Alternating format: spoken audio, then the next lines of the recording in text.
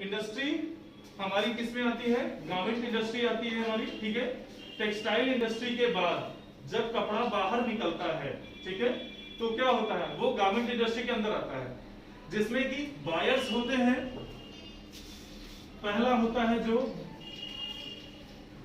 पहली जो कड़ी होगी हमारी, वो बायर की कड़ी होती है। बायर का मतलब क्या होता है, इसको समझ लेते हैं। बायर वो होता है जो खरीदार कहलाता है। मतलब जब भी कोई गारमेंट बनता है, ठीक है, तो वो क्या होता है? खरीदने वाला भी तो कोई होना चाहिए, अदरवाइज कोई खरीदेगा नहीं तो हम बना करके बेचेंगे कहां, कैसे बेचेंगे? क्योंकि एक चेन के रूप में काम करती है हर एक चीजें, ठीक है। तो इस तरीके से क्या होता है, एक बायर होता है जो कि मास प्रोडक्शन करवाता है, मास प्रोडक्शन करवाता है। मास प्रोडक्शन का मतलब होता है, टेलर के पास हम कैसे जाते हैं, तो कितने गारमेंट्स एक बार में बनवा सकते हैं उससे? हम 1, 2, मैक्सिमम 10, है ना। अगर उस टेलर के यहाँ पे 2-4 कारीगर हैं तो हम कितना बनवा सकते हैं उससे? ज्यादा से ज्यादा 20-30, है ना, ऐसा ही होगा। लेकिन वो भी पूरे एक दिन में 20-30 नहीं बना सकते, वो चारों टेलर मिला करके, ठीक है। लेकिन जब कंपनी के अंदर में मास प्रोडक्शन होता है तो वहां पे एक बार में पीसेस तकरीबन जो बनते हैं वो 5000, 10,000, 1000 जो भी क्वांटिटी होगी उनकी वो बनती है। तो वो क्वांटिटी कौन देता है? हमें बायर देता है। कौन देता है? बायर्स। बायर्स इंडियन भी हो सकते हैं, वो फॉरेनर भी हो सकते हैं। बायर की ऐसी कोई कैटेगरी नहीं कि वही बायर बन सकता है, ऐसा नहीं।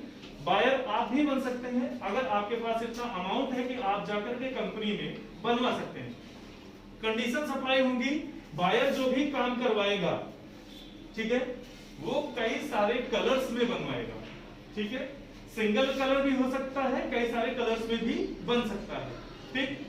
दूसरा, उसमें क्या होता है कि वो एक बार में मास प्रोडक्शन करवाएगा। मतलब कंपनी के स्टैंडर्ड्स होते हैं, वो हो सकता है 500 पीसेस भी बनवाए, ठीक है। एक कलर का, पर्टिकुलर एक कलर का 500 पीस मिनिमम बनाएगा, या फिर मैक्सिमम वो जितना लेके जा सकता है। बायर की जो डिमांड होगी कि एक बार में वो 500 पीस मिनिमम बनवाएगा, क्योंकि कंपनी की ये रूल्स है कि वो 500 के नीचे नहीं बनाएगा एक कलर में। उसके बाद मैक्सिमम आप उससे कितना भी बनवा सकते हैं, ठीक है। ऐसे ही कलर्स का है, सिंगल कलर तो एक तो होगा ही, एक कलर में तो होगा ही, जिसमें कि एक कलर में आपको 500 पीस मिनिमम बनवाना ही बनवाना है, ठीक है। ऐसे ही हो सकता है वो 3 कलर्स में, हो सकता है 5 कलर में, और हो सकता है वो 10 कलर्स में भी बनवाए। 10 कलर्स में जब वो बनवाएगा तो क्वांटिटी भी इसके साथ साथ बढ़ती रहेगी। समझ में आ रहा है? किसी के यहाँ डाउट तो नहीं है कुछ भी पीछे बेटा? ठीक है। तो मतलब 500 पीस में, ठीक, एक कलर अगर बना रहा है तो 10 कलर्स हैं अगर उसके पास, तो वो क्वांटिटी को घटा या बढ़ा सकता है, ठीक है। तो ये बायर का काम है क्या? खरीदने का, जो कि कंपनी से वो कांटेक्ट करके वो अपने लिए गारमेंट्स बनवाता है कि कितने गारमेंट्स बनेंगे, जो कि उसको मार्केट में उतारना है और उसको पूरा बेचना है, ठीक है। आगे का नंबर आता है, कंपनी के बाद आता है दूसरा, जो कि बायर के बाद जो कंपनी बायर्स कांटेक्ट करते हैं, वो 2-3 तरीकों से हमें कांटेक्ट कर सकते हैं। एक होता है डायरेक्ट बायर।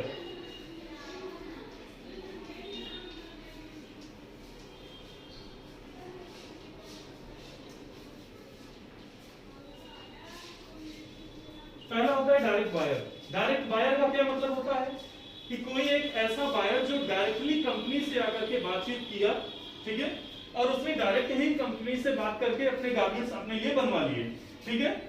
दूसरा क्या होता है? बाइंग हाउस के थ्रू आना।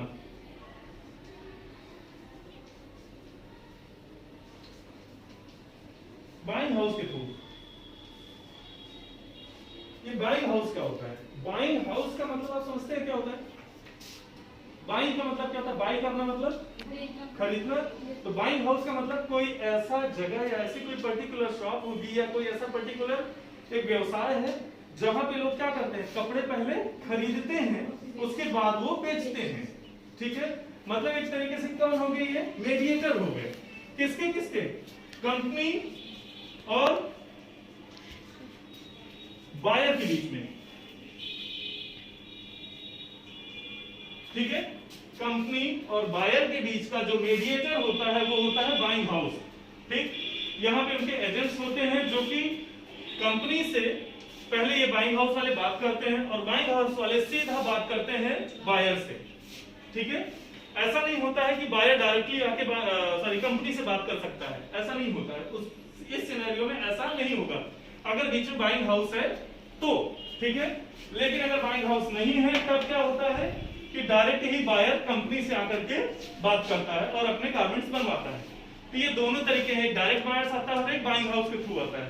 ठीक है, यहां तक किसी को कोई डाउट तो नहीं? तो हम ये अभी बाहर नहीं रह गए कि कंपनी में कहां से किस तरीके से क्यों गारमेंट बनाए जाते हैं, कितने किस कोई बनवा मतलब कौन बनवा सकता है इसको। ठीक है, अभी कंपनी के अंदर अब हम चलते हैं जहां पे हम लोग जिस चीज की पढ़ाई कर रहे हैं, जिस पोस्ट के लिए पढ़ाई कर रहे हैं कि हम क्या क्या पोस्ट पे जा सकते हैं। ठीक है, मैं आपको जो ट्रेनिंग दे रहा हूं वो मिनिमम स्टैंडर्ड क्या है वो मैं आपको बता दे रहा हूं और मैक्सिमम कहां तक हम जाएंगे वो भी मैं आपको बता देता हूं। जैसे पहला है, अगर मैं बायर को भूल जाऊं,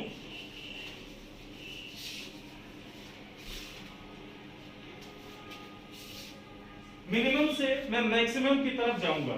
ठीक है, मैं चाहता हूं कि आप लोग जो भी पढ़ें, ठीक है, वो मिनिमम क्वालिफाई इसको कीजिए जो भी इसकी पोस्ट है। तो मिनिमम क्वालिफाई करने के लिए आपको कौन सी पोस्ट चाहिए? वो होती है सैंपलिंग कोऑर्डिनेटर।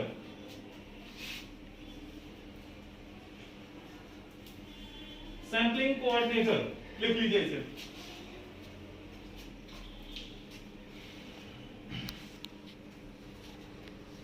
सैंपलिंग कोऑर्डिनेटर का काम क्या है?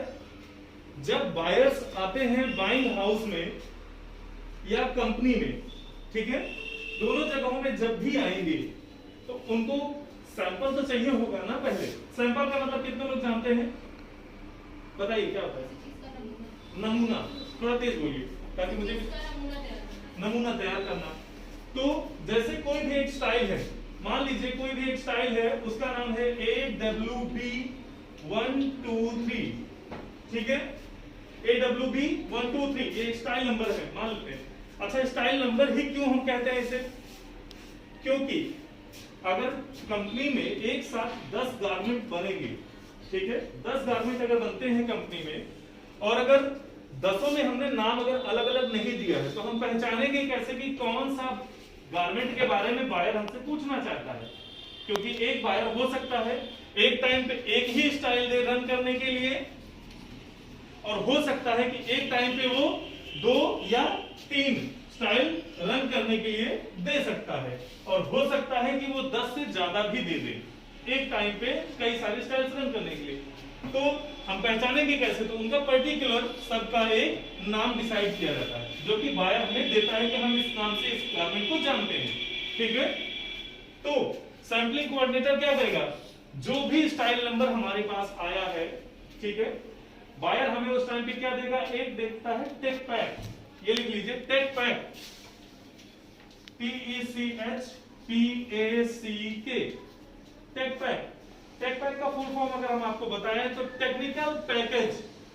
ठीक है, टेक्निकल पैकेज, जिसमें कि उस गारमेंट से रिलेटेड जो भी टेक्निकल चीजें हैं, ठीक है, जो भी टेक्निकल चीजें होंगी, फिर उस गारमेंट के अंदर कपड़ा कौन सा लग रहा है, स्टिच कौन सी लग रही है, कितने MM की स्टिच लग रही है, 1 इंच में कितने स्टिचेस होनी चाहिए, जो गारमेंट का कपड़ा जो इस्तेमाल किया जा रहा है वो कितने कितने वेट का होना चाहिए, कितने GSM का होना चाहिए, ठीक है, कौन सा कपड़ा होना चाहिए, उसके अंदर मटेरियल क्या क्या होना चाहिए, उसमें बटन्स क्या है, उसका कलर क्या है, मतलब कुल मिलाकर के जितना भी गारमेंट में काम होगा वो सारा का सारा आपके टेक पैक में लिखा होगा। प्लस उस गारमेंट का जो साइज होगा कि कितने से कितने साइज में वो बन रहा है। ठीक है, जैसे साइज क्या होते हैं? स्मॉल, मीडियम, लार्ज, एक्सेल और डबल एक्सेल। ठीक है, ठीक, मान लेते हैं बाद में हमको 500 पीस दिया था तो हमको स्मॉल में उसने 100 पीस दे दिया है, मीडियम में 100, लार्ज में 100, एक्सेल में 100 और डबल एक्सेल में 100 पीस। ठीक है, और कलर क्या था उसका? मान लेते हैं रेड कलर है। ठीक है, तो रेड कलर के 100 पीस इसने सारे मंगवाए हैं उनसे। तो क्या होगा कि हमें या तो सबका देना होगा एक एक सैंपल बना करके, ठीक है, पांचों पीस का एक एक सैंपल बना करके, या फिर बायर कहता है कि नहीं मुझे लार्ज साइज या फिर मीडियम साइज का, ठीक है, एक एक पीस दे दीजिए। क्योंकि अब वो क्या करता है, मीडियम का देख लेता है कि अगर ये इसका सही आ रहा है मेजरमेंट जो उसने मांगा है, अगर वो मेजरमेंट सही आ रहा है मीडियम का और लार्ज का भी सही आ रहा है, तो मतलब क्या है कि वो अब ग्रेड कर सकता है या डिग्रेड कर सकता है। ग्रेड या डिग्रेड का मतलब क्या है कि वो बढ़ा भी सकता है साइज को और घटा भी सकता है। घटाने पे जो भी उसका फॉर्मूला लगाया है उसने, उस पे वो एकदम सही आ रहा है तो गारमेंट क्या होगा, एक्यूरेट बनेगा, ठीक है। तो उसका जो सैंपल है वो क्या हो रहा है, वो एक्चुअल सैंपल बनके उसके पास पहुंच रहा है, ठीक है। तो ये काम किसका हुआ, सैंपलिंग कोऑर्डिनेटर का हुआ, क्या करने का, सैंपल्स बनवाने का, ठीक है। अब इसमें सैंपल्स कितने तरह के बनाए जाते हैं, क्योंकि अगर आप इस पोस्ट के लिए जा रहे हैं तो आपको तो पता होना चाहिए ना कि कौन कौन से कितने तरह के सैंपल्स बनाए जाते हैं। तो सैंपल्स की लिस्ट है कुछ।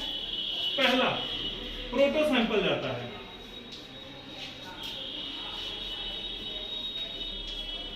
Proto sample. प्रोटो सैंपल का मतलब क्या हुआ, जो सबसे पहला सैंपल होगा, ठीक है। प्रोटोटाइप मतलब सबसे पहला जो बनाया जाएगा सैंपल वो जाता है प्रोटो सैंपल कहलाएगा, ठीक है, जो कि बायर के पास हम भेजेंगे और इसको बनवाने का जिम्मा किसका है, सैंपलिंग कोऑर्डिनेटर का, ठीक है। उसके बाद दूसरा सैंपल जो जाता है वो जाता है फिट सैंपल। क्या है वो, फिट सैंपल। फिट सैंपल का मतलब क्या होता है, जिसमें फिटिंग को जांच किया जाता है, फिटिंग को जांचा जाएगा कि जो ये गारमेंट बना है, ठीक है, जो बायर ने फिटिंग्स मांगी है क्या उसी के स्टैंडर्ड पे है, कम या ज्यादा तो नहीं है। अगर कम या ज्यादा होगा तो क्या करेंगे, हम क्या करेंगे उसका, फिर हम उसको रिवाइज करेंगे, बनाने के लिए दोबारा से देंगे कि भाई ये गलत है आप इसको सही कीजिए। जो भी रिवीजन होगा, ठीक है, वो क्या होगा, रिवाइज फिट कहलाएगा, रिवाइज फिट सैंपल, ठीक है। रिवाइज फिट सैंपल कहलाएगा मतलब फिट गया, फिटिंग सैंपल गया, लेकिन उसमें कुछ खामियां आ गई हैं। मतलब अभी वो बोल रहा था कि मुझे 36 इंचेस का चाहिए था लंबाई में, अभी वो बोला नहीं 36 तो बहुत ज्यादा हो गया, 34 आप करके मुझे भेजिए। चेस्ट आपने यहाँ 1 इंच बढ़ा दिया, आप इसको चेस्ट को थोड़ा सा आधा इंच कम कर दीजिए या 1 इंच कम कर दीजिए, ठीक है। तो वो क्या होगा, अभी हमें उसको दोबारा भेजना पड़ेगा ताकि हमें अप्रूवल मिल सके बायर की तरफ से। तो क्या होगा, उस सैंपल का नाम क्या होगा, रिवाइज फिट सैंपल, ठीक है, क्योंकि वो हमने फिटिंग को क्या किया है, रिवाइज करके भेजा है, दोबारा से उसमें वर्क किया है, ठीक है। अगला मान लेते हैं रिवाइज फिट सैंपल हमारा ओके हो जाता है, ठीक, ओके हो गया। यहां पे मैं आपको खास चीज बता दूं, मान लेते हैं जो कस्टमर था या सॉरी बायर जो था, बायर ने हमसे कहा था कि जो आप हमें सैंपल बना करके देंगे वो किस पे होगा, 100% विस्कोस पे बना करके देंगे आप, ठीक है। उसने कहा 100% विस्कोस पे आप बना करके दीजिए या 100% रेयन पे बना करके दीजिए, ठीक है। लेकिन कलर क्या था उसका, रेड कलर। अब क्योंकि ये पहला सैंपल है, ठीक है, तो जरूरी तो नहीं है ना कि कंपनी में हमारे पास सेम कलर का कपड़ा पड़ा हो, जरूरी नहीं है। तो क्या करते हैं, कोई भी सब्स्टिट्यूट फैब्रिक उठा लेते हैं, कोई भी सब्स्टिट्यूट फैब्रिक ले लेंगे और उस सब्स्टिट्यूट फैब्रिक से हम क्या करेंगे, प्रोटो फिट और रिवाइज बना करके भेज देंगे, ठीक। तब तक जो हमारा मर्चेंडाइजर होता है, जो मर्चेंट है, ठीक है, जो हमारा सीनियर होता है, वो क्या करता है, वो सीनियर हमारा इन सब चीजों का मंगवाने की प्रोसेस को बढ़ा चुका होगा, किसके थ्रू, स्टोर के थ्रू, ठीक है। स्टोर मैनेजर से बात करके वो क्या करता है, इसका कपड़ा मंगवाएंगे जो एक्चुअल कपड़ा होगा एक्चुअल कलर में, तब तक वो आ जाता है, जब तक रिवाइज फिट बन करके जा रहा होता है तब तक वो हमारा कपड़ा इन हाउस हो जाता है, अंदर आ जाता है, ठीक है। अब मान लेते हैं वो कपड़ा आ गया, तो यहां तक तो हमने इसको किसमें भेजा हुआ था, अभी तक रिवाइज फिट भेजा था, लेकिन सब्स्टिट्यूट फैब्रिक में। सब्स्टिट्यूट का मतलब क्या होता है, मिलता जुलता, या उसके बदले में ये वाला चल सकता है, ठीक है, समझ में आ रहा है। अब रिवाइज फिट के बाद चौथे नंबर पे आता है पीपी सैंपल। पीपी सैंपल का मतलब क्या होगा, यहां मैं लिख देता हूं, प्री प्रोडक्शन सैंपल। मतलब कोई मुझे समझा सकता है प्री प्रोडक्शन सैंपल का मतलब क्या हुआ? एग्जैक्टली मतलब कोई भी प्रोडक्शन बनने से पहले हम डायरेक्ट तो प्रोडक्शन बनाएंगे नहीं, ठीक है? क्यों डायरेक्ट प्रोडक्शन हम क्यों नहीं कर सकते हैं? थोड़ा तेज बताइए। एग्जैक्टली मान लेते हैं कि हमने रिवाइज फिट ले लिया है और रिवाइज फिट से हमने डायरेक्ट प्रोडक्शन शुरू कर दिया और हमने प्री प्रोडक्शन देखा ही नहीं, क्योंकि अभी तक हम सब्स्टिट्यूट फैब्रिक में काम कर रहे थे। हमेशा जब भी कपड़ा आता है उसमें प्लस माइनस 5% की क्वालिटी में अंतर आ सकता है, प्लस माइनस 5%। प्लस माइनस का मतलब क्या होगा कि हो सकता है वो क्वालिटी प्लस 5% हो सकती है और ये भी हो सकता है कि उसकी क्वालिटी प्लस माइनस 5% हो सकती है, ठीक है? तो ये चीजें क्या हो सकती हैं?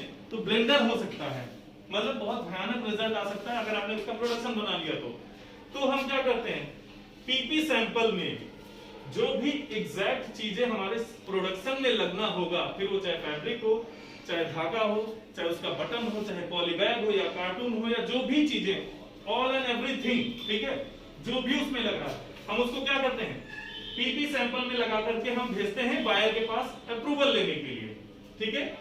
अप्रूवल जब मिल जाता है तो हम क्या करते हैं, आगे प्रोडक्शन स्टार्ट कर देते हैं, ठीक है? जब हम प्रोडक्शन स्टार्ट करते हैं, यहां तक लिख लिया आपने? मैं मिटा दूं इसे?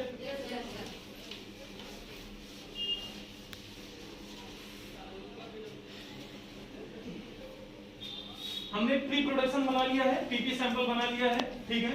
पीपी सैंपल हमारा क्या हुआ, अप्रूव हो करके आ गया है। अब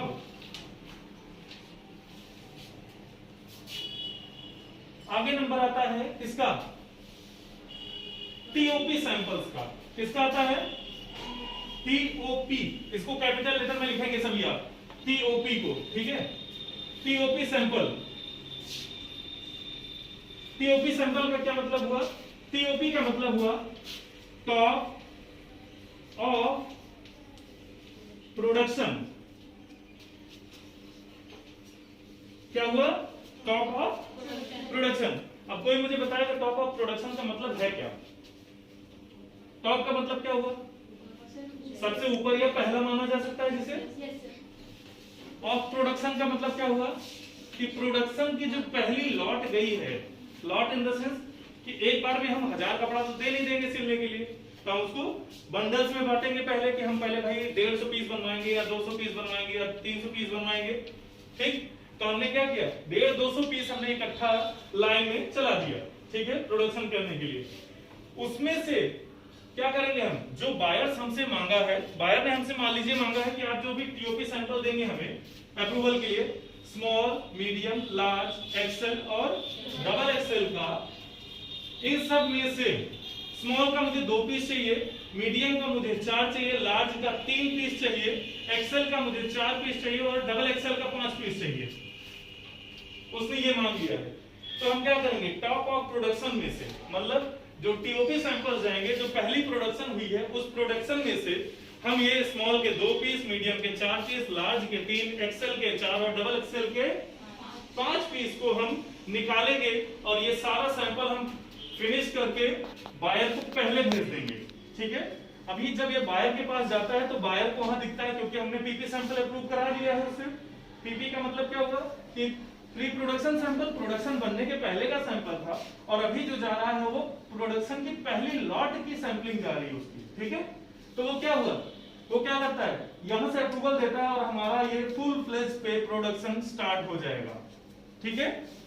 फुल फ्लेज पे, फुल फ्लेज का मतलब क्या है कि पूरी गति से अब हम उस पूरी प्रोडक्शन को निकाल सकते हैं, मतलब सारा का सारा लॉट अब हम लगा सकते हैं, इसमें कोई भी किसी भी प्रकार की कोई भी दिक्कत अब नहीं है इस प्रोडक्शन में, ठीक है?